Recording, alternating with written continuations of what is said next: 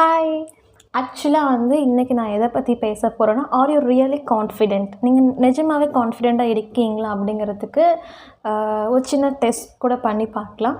So ஒரு 8 points சொல்ல போகிறேன், ஆஸ் யூஷுவல் எப்பயும் போல். ஸோ அதில் உங்களுக்கு என்னென்னலாம் இருக்குது, இல்லை என்னென்னலாம் நம்ம அப்படியே இம்ப்ரூவ் பண்ணிக்கணும். ஸோ அதெல்லாமே நீங்கள் இதை பார்த்து இது பண்ணிக்கோங்க. ஸோ அதில் ஃபஸ்ட்டு ஒன் என்ன அப்படின்னா, நம்ம ஐ டு ஐ ஒருத்தவங்களை பார்த்து பேசுகிறோன்னா கண்ணை பார்த்து பேசணும். வேறு எங்கேயாவது ஒருத்தவங்களை பேசிகிட்டு இருக்கும்போது வேறு எங்கேயாவது பார்த்து பேசிகிட்டு இருக்கிறது.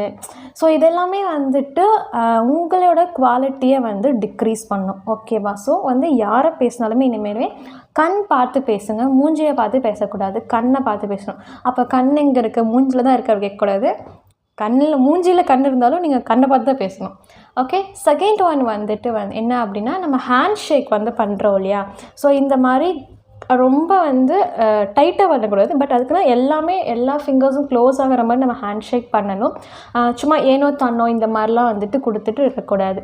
நல்லா ஹேண்ட் ஷேக் பண்ணணும். ஓகேவா? ஸோ இது செகண்ட் பாயிண்ட். தேர்ட் பாயிண்ட் என்னென்னா அப்படின்னா, நீங்கள் நல்லா கேர் பண்ணிக்கணும். இன்னொருத்தவங்கக்கிட்ட நீங்கள் பேசும்போதும் சரி, இல்லை பழகும்போதும் சரி, நல்லா அவங்கள கேர் பண்ணிக்கணும். ஓகேவா?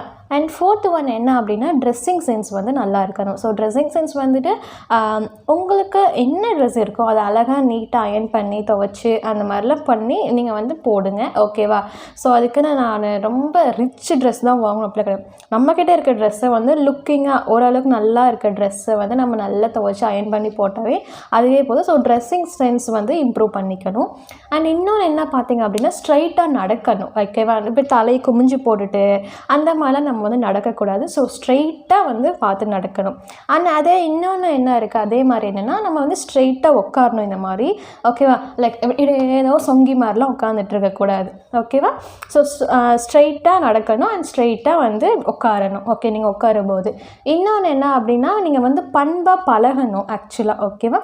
ஸோ பண்பாக பழகிறது என்ன அப்படின்னா, ரொம்ப அதுக்குன்னு நான் சண்டையை போடக்கூடாதுன்னு சொல்லலை. சண்டையும் போடலாம். தப்பு இருக்குன்னா, தப்பு ஏதாவது ஒன்று தப்பு, உங்களுக்கு தப்பு நடக்குதுன்னா சண்டை போடலாம்.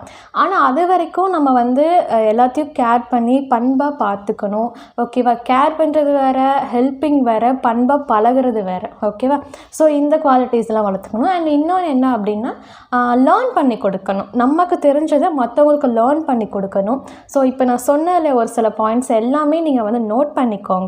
ஸோ நோட் பண்ணிவிட்டு நீங்கள் அதை ஃபாலோ பண்ணுங்கள். ஸோ கண்டிப்பாக உங்களோட கான்ஃபிடென்ஸ் லெவலையும் இன்க்ரீஸ் பண்ணிக்கலாம்.